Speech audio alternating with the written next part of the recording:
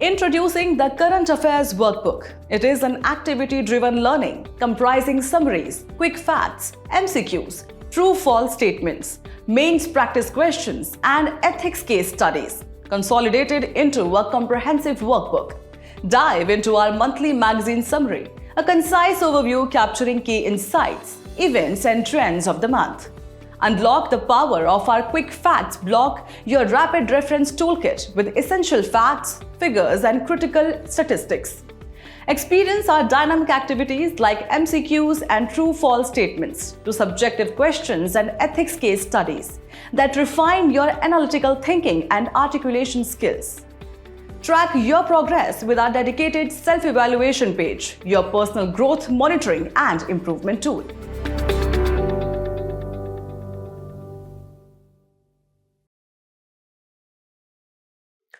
Hello and welcome to this edition of News Today. Let's start by taking a quick look at the headlines. De-dollarization not on the table, says Reserve Bank of India's governor. Top leaders of India and Bhutan discusses key areas of cooperation. RBI allows SFBs to extend credit line through UPI.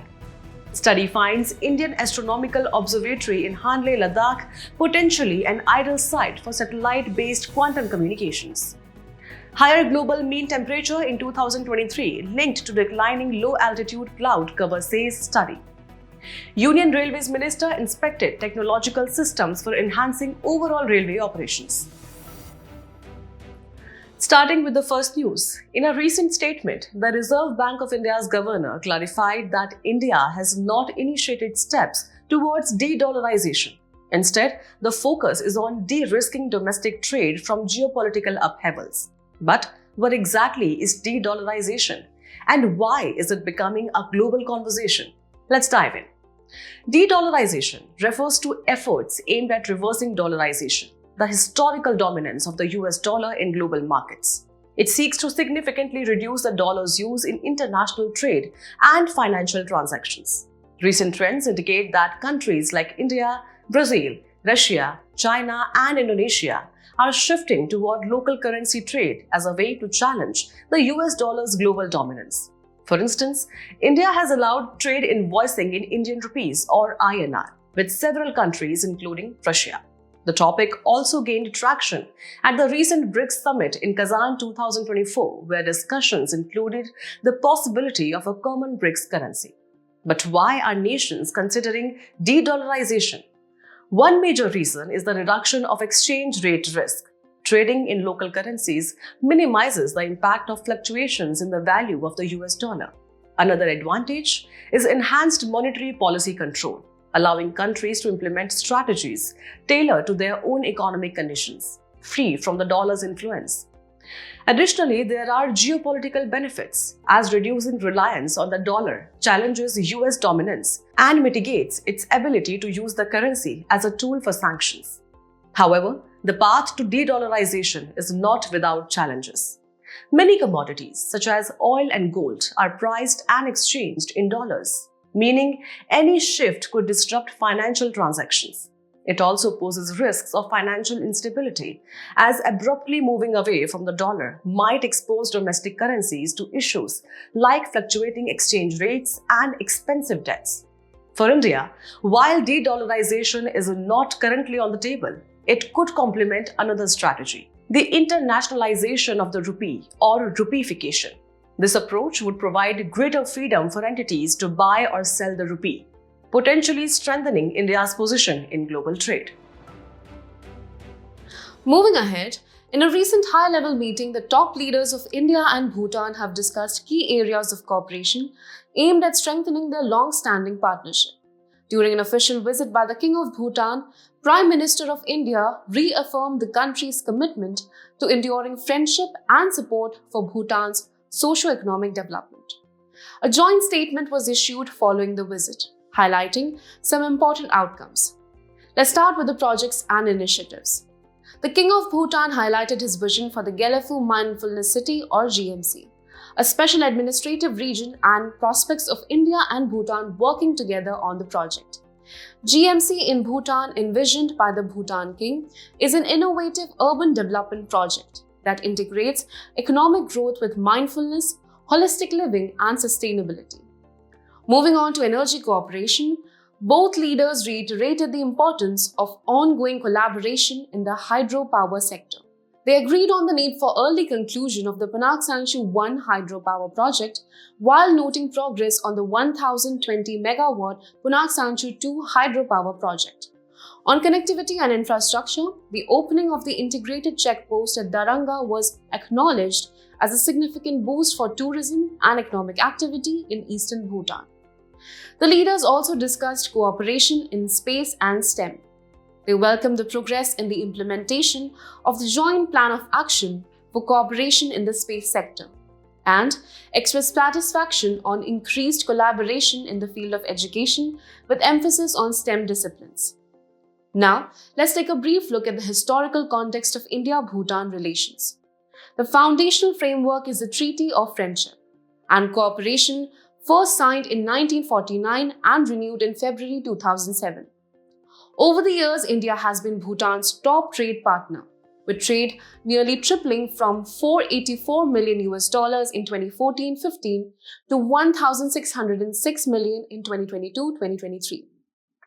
India has also been a principal development partner for Bhutan since the 1960s, contributing significantly to the country's 5-year plans. Lastly, in terms of defense and security, India continues to support Bhutan's claims on the Doklam Tri-Junction against China. In a significant move aimed at deepening financial inclusion and enhancing access to formal credit, the Reserve Bank of India, or RBI, has decided to allow small finance banks, commonly known as SFBs, to extend pre-sanctioned credit lines through the Unified Payment Interface, or UPI. Let's understand what this means. Under this new facility, individuals can make payments through a pre-sanctioned credit line issued by a bank, provided they have given prior consent. This development builds on a similar step taken in September 2023, when the RBI permitted scheduled commercial banks to operate pre-sanctioned credit limits via UPI for individuals. Now, why is this important? The RBI believes this initiative will significantly deepen financial inclusion and offer formal credit access to segments like new-to-credit customers, thereby driving economic participation and growth. Moving on to a quick refresher about small finance banks. The concept of SFBs was first announced in the Union Budget of 2014-15. Their primary objective? Well, to promote financial inclusion.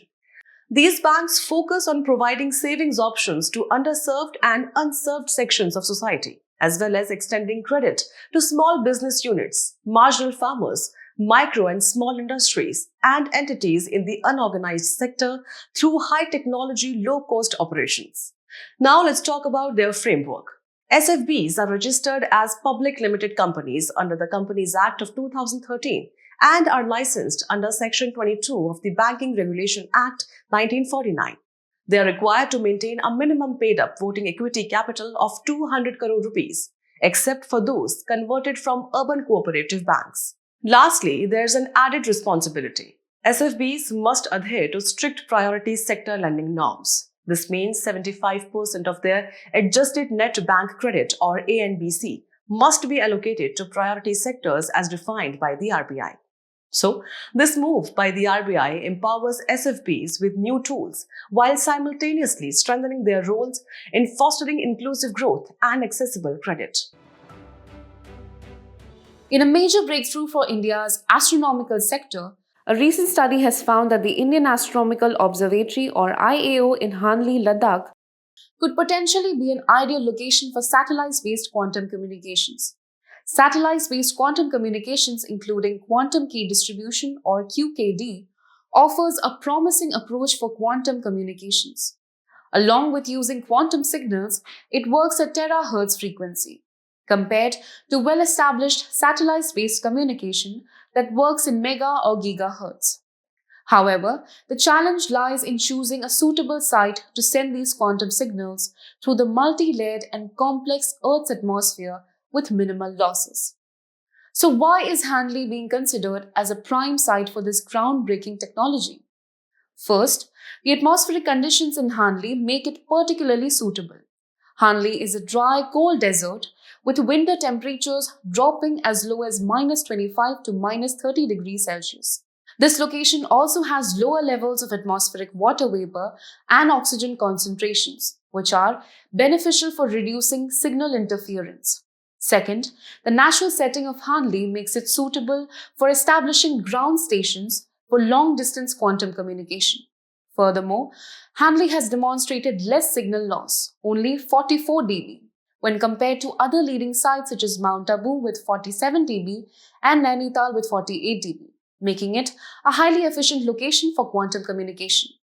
Now, let's quickly touch on what quantum communication and QKD are all about.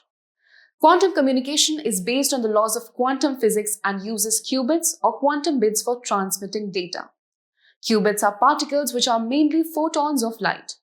Quantum particles exhibit the property of quantum entanglement and superposition, enabling them to exist in multiple states like zeros and ones simultaneously. This offers data security as information cannot be accessed or cloned without tampering the quantum state. Quantum key distribution or QKD is a secure communication method that enables the exchange of encryption keys that are known only to shared parties, ensuring that communications remain confidential. In a groundbreaking revelation, a new study published in the journal The Science has linked higher global mean temperatures in 2023 to a significant decline in low-altitude cloud cover. Global mean temperatures this year have surged to nearly 1.5 degrees Celsius above pre-industrial levels, with about 0.2 degrees Celsius of this rise directly attributed to the reduction in these clouds. The study revealed that low-altitude cloud cover, which plays a crucial role in cooling the planet by reflecting sunlight back into space, globally fell by 1.5% in 2023, continuing a decade-long trend of a 1.27% decline. This reduction has led to a measurable drop in planetary albedo, the proportion of solar radiation reflected back into space after interacting with Earth's atmosphere and surface. The decline in cloud cover was most pronounced in northern mid-latitudes and over tropical oceans, particularly in the Atlantic region. Adding to this, around 15% of the decline in albedo was linked to the loss of Arctic snow and sea ice, which are essential for reflecting sunlight. The reasons behind this decline in low-altitude cloud cover may be tied to lower concentrations of anthropogenic aerosols in the atmosphere. These aerosols, tiny particles suspended in the air, have a significant impact on climate, weather, health, and ecology. The study suggests that stricter regulations on marine fuel aimed at reducing pollution might have contributed to this decrease in aerosols. To understand this phenomenon better, it's essential to look at the role of different types of clouds. Low-altitude clouds, which form within 2 kilometers of the Earth's surface, are excellent at reflecting short-wave radiation but allow long-wave energy to escape to space. Common types clouds include stratus clouds, which develop horizontally, and cumulus clouds, which form vertically. In contrast, high-altitude clouds form above 6 kilometers from the mean sea levels in cold atmospheric layers. While they are thin and not very effective at reflecting short-wave radiation, they excel at blocking long-wave radiation. These clouds, such as cirrus, cirrostratus, and cirrocumulus, act like a blanket, trapping heat below. This study underscores the intricate relationship between Earth's systems, revealing how changes in one factor, such as cloud cover or aerosols, can significantly impact global temperatures. As scientists continue to delve deeper into these dynamics, findings like these emphasize the urgent need to monitor and mitigate factors contributing to climate change. In a move aimed at enhancing the safety and efficiency of India's railway operations, Union Railways Minister recently inspected key technological systems. The two systems, Road-cum-Rail Inspection Vehicle or RCRIV and Integrated Track Monitoring System or ITMS, would improve the health of railway tracks, offering better operational outcomes. Let's first take a look at RCRIV. This versatile machine is designed to inspect railway tracks with precision and efficiency, operating seamlessly on both road and rail. Equipped with advanced cameras and sturdy wheels, enabling continuous recording of track conditions for up to 15 days. Next, The ITMS system, which is installed on track recording cars or TRCs, uses advanced technology to monitor and measure track parameters at speeds ranging from 20 to 200 km per hour. It features contactless monitoring with laser sensors, high-speed cameras, and LiDAR for accurate data collection. This system enables real-time reporting of structural defects, providing trackmen with real-time alerts to respond quickly to potential issues. However, railway safety still faces several challenges. First, signaling errors. A recent accident involving the Kanchenjunga Express in June 2024 occurred as the automatic signaling system on that route was non-functional.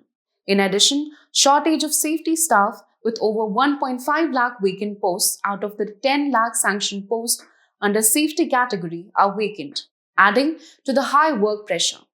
Human error, including lapses on the part of the staff, including poor maintenance work, non-observance of safety rules, etc., is another ongoing concern.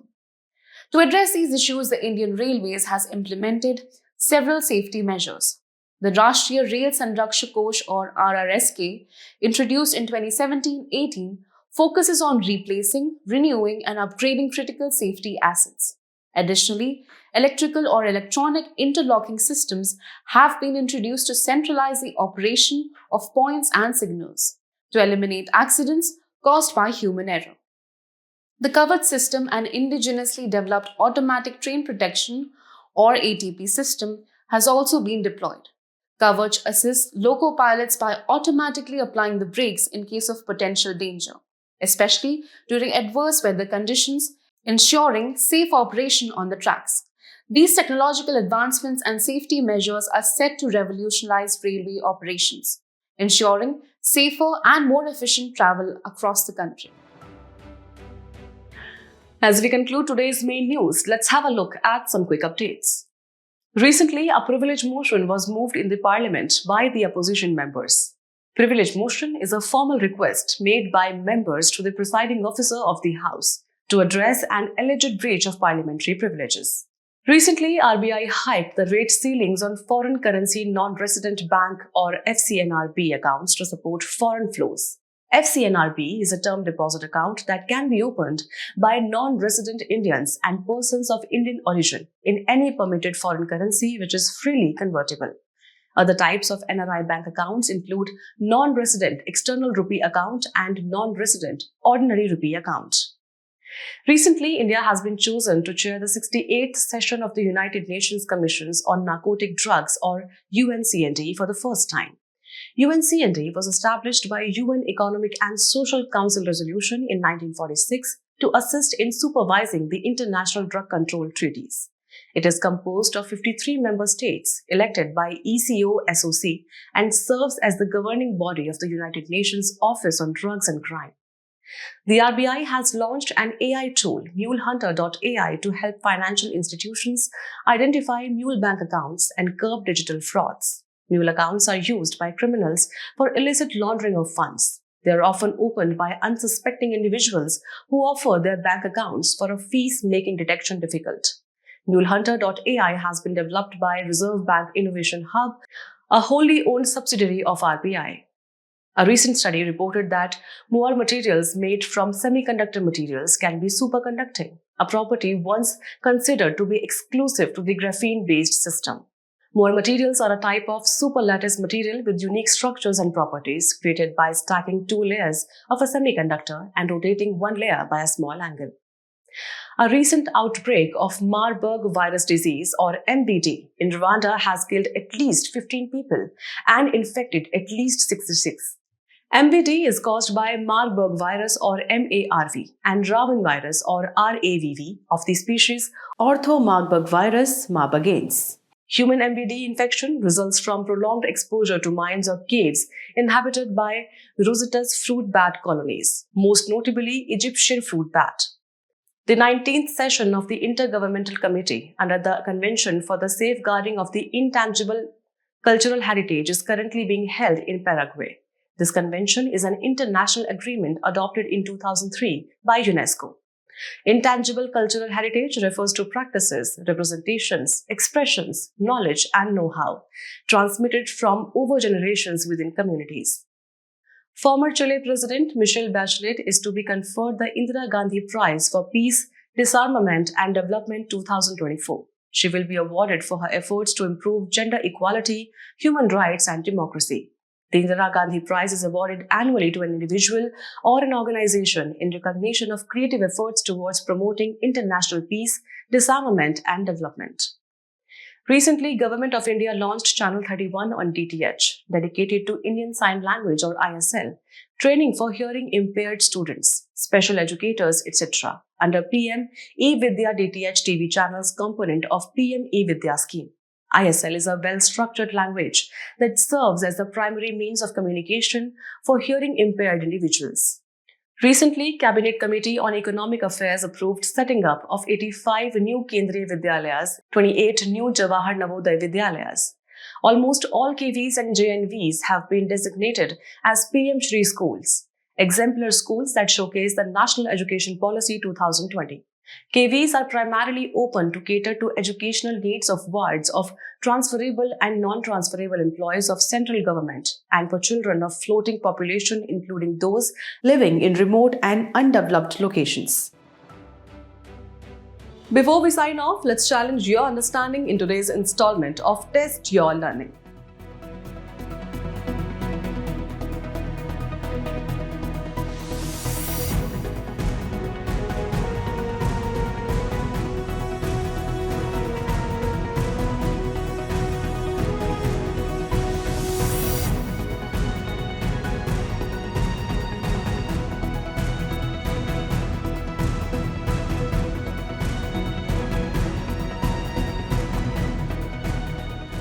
Thank you for joining us. We hope you found this episode of News Today engaging. For the solutions to the quiz and to access the PDF version of News Today, remember to visit the provided links in the description below.